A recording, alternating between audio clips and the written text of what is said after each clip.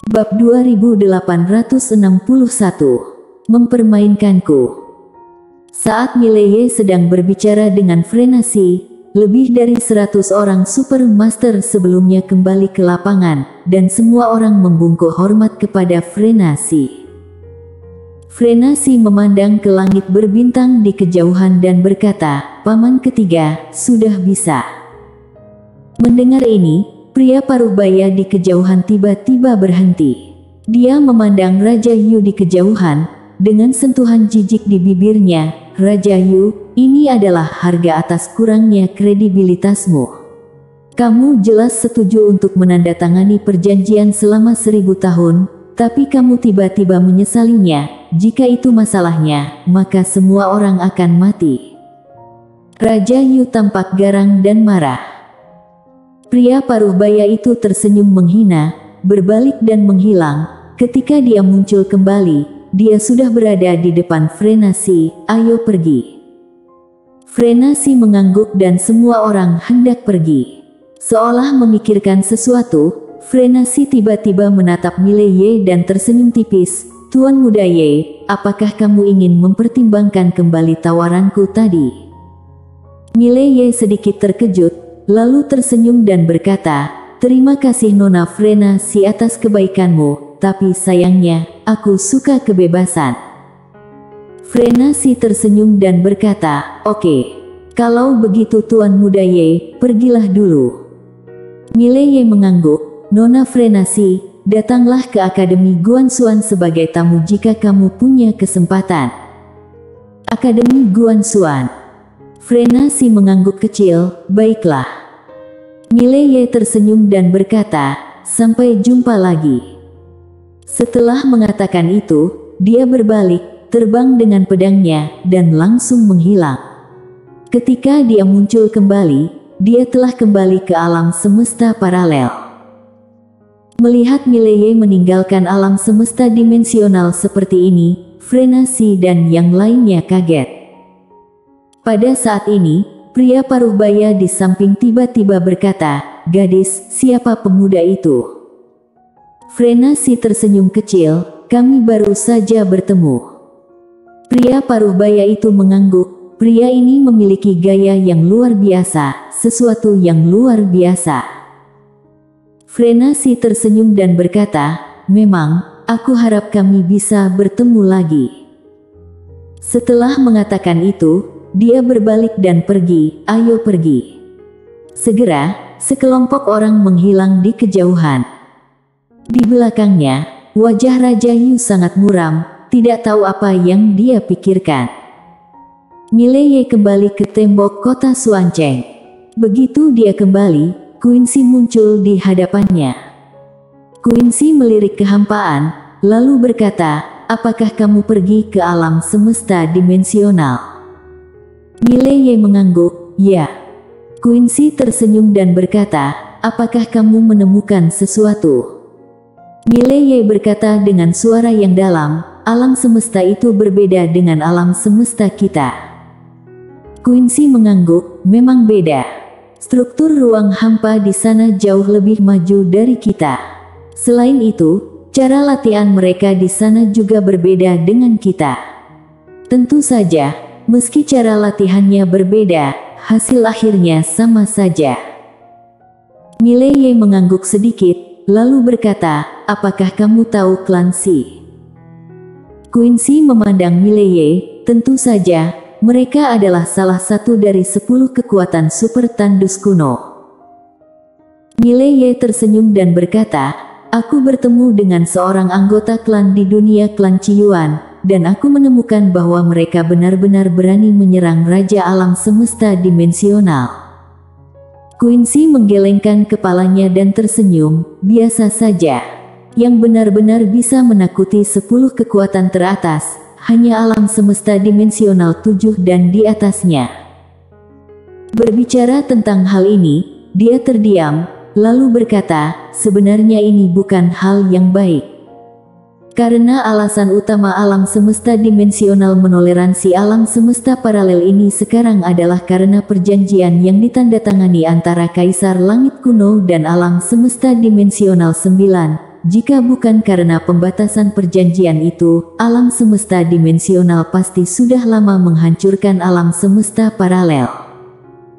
Mileye berkata dengan sungguh-sungguh, tapi kontrak itu tidak akan membatasi orang seumur hidup, bukan? Quincy mengangguk, karena perjanjian itu, masyarakat alam semesta paralel semakin bertindak tidak bermoral terhadap alam semesta dimensional. Kalau Kaisar Langit Kuno masih hidup, maka tidak apa-apa, tapi masalahnya Kaisar Langit Kuno sudah tumbang. Mileye mengangguk, memang. Saat dia mengatakan itu, dia menggelengkan kepalanya dan berkata sambil tersenyum, "Sudahlah. Lagi pula, ini tidak ada hubungannya dengan kita." Quincy mengangguk dan hendak berbicara ketika seorang pria parubaya tiba-tiba muncul di kejauhan. Melihat pria parubaya ini, Quincy langsung mengernyit. Mileye bertanya, "Apakah kamu kenal dia?" Quincy mengangguk, orang ini telah berkeliaran di luar kota pagi ini tanpa mengetahui tujuannya. Mileye melihat ke arah pria parubaya di kejauhan, dan pada saat ini, sekelompok besar master tiba-tiba muncul di belakang pria parubaya itu, jumlahnya ratusan. Quincy sedikit mengernyit, mereka akan menyerang kota. Menyerang kota. Mileye berkata dengan suara yang dalam, mereka ingin merebut wilayah kita. Quincy mengangguk, melihat gayanya, seharusnya begitu. Namun, menurutku itu mungkin ada hubungannya dengan wanita sebelumnya. Mileye sedikit menyipitkan matanya, wanita alam semesta dimensional itu. Quincy mengangguk dan berkata sambil tersenyum, "Sepertinya awalnya aku mengungkapkan kekayaanku, dan sekarang telah menyebabkan krisis." Mileye melihat ke arah langit, dan pria parubaya itu tiba-tiba tersenyum dan berkata, "Kamu adalah Quincy, kan?" Quincy mengangguk. Pria parubaya itu tertawa dan berkata, "Seseorang meminta kami untuk mengambil nyawamu, 10 kristal dimensional berkualitas tinggi. Nyawamu benar-benar sangat berharga, haha." Quincy hendak berbicara, tapi saat ini, Mileye tiba-tiba menekan ibu jarinya. Jelek. Pedangnya terhunus. Di langit yang jauh, sebelum pria parubaya itu bisa bereaksi, sebuah pedang tertusuk tepat di antara alisnya. Bang! Aliran darah keluar puluhan kaki jauhnya. Semua orang tercengang. Di tembok kota, mendekatkan jari tangannya Mileye dan melambai. Jelek. Kepala pria parubaya itu langsung terbang ketika dia hendak berbicara. Pada saat ini, Mileye tiba-tiba berubah menjadi cahaya pedang dan membubung ke langit. Di langit yang jauh, wajah sekelompok master tiba-tiba berubah drastis. Pemimpinnya tiba-tiba berkata dengan marah, "Bunuh dia." 10 kristal dimensional berkualitas tinggi. Begitu suara itu terdengar, ratusan master bergegas menuju Mileye. Di langit, Mileye tidak memiliki ekspresi di wajahnya dan menebas dengan pedang. Formasi teknik Tao. Pedang ini terhunus, sebuah energi pedang naik ke udara dan memotong jutaan mil. Bang! Dalam sekejap, ratusan master terhapus di depan Mileye, dan tanda pedang besar sepanjang 1 juta mil muncul di depan Mileye. Saat pedang dilepaskan, semua orang di sekitar terkejut, dan mereka semua mengangkat kepala dan melihat ke arah kota Xuancheng. Siapa ini? Mata semua orang dipenuhi dengan keterkejutan. Di atas kota Xuancheng, Mileye menaruh pedangnya, lalu kembali ke tembok kota. Quincy memandang Mileye dan tersenyum, luar biasa. Mileye tersenyum tipis, operasi dasar. Quincy tertawa. Mileye menoleh untuk melihat ke langit yang jauh dan berkata dengan lembut, "Kita harus menakut-nakuti kekuatan di sekitar kita, jika tidak, masalah ini akan terus berlanjut." Quincy mengangguk. Mileye memandang Quincy, "Apakah senjatamu sudah siap?" Quincy tersenyum, "Sudah siap." Mileye sedikit penasaran, seberapa jauh senjatamu bisa mengenai sasaran? Quincy berpikir sejenak lalu berkata, bisa menyerang ke sini dari alam semesta Guanxuan, tapi itu masih belum cukup. Alam semesta Guanxuan tidak sebesar alam semesta di sini. Oleh karena itu, aku memindahkan senjata ke sini agar senjata aku dapat menutupi area 1/10 dari tandus kuno. Mileye sedikit mengernyit, hanya menutupi 1/10. Quincy mengangguk, dia merasa tak berdaya, tandus kuno ini benar-benar besar sekali. Besar sekali sampai-sampai kamu tidak bisa membayangkan, alam semesta Guanxuan kita kalau di tempat ini, benar-benar bahkan bukan sebutir pasir pun. Mileye terdiam. Quincy tersenyum dan berkata, jangan khawatir. Teknologiku akan segera menerobos lagi. Saat itu, senjataku akan ditingkatkan. Saat itu, aku seharusnya sudah bisa menutupi setengah dari tandus kuno. Setengah tandus kuno. Mileye mengangguk, oke. Senjata Quincy memang menakutkan, belum lagi yang lain, bahkan dia sedikit takut. Seolah memikirkan sesuatu, Mileye ragu-ragu sejenak, lalu berkata, Queen, bisakah kamu meneliti beberapa senjata bertarget tunggal di masa depan? Meskipun senjata serangan kelompok sangat mematikan, mereka dapat dengan mudah melukai orang yang tidak bersalah.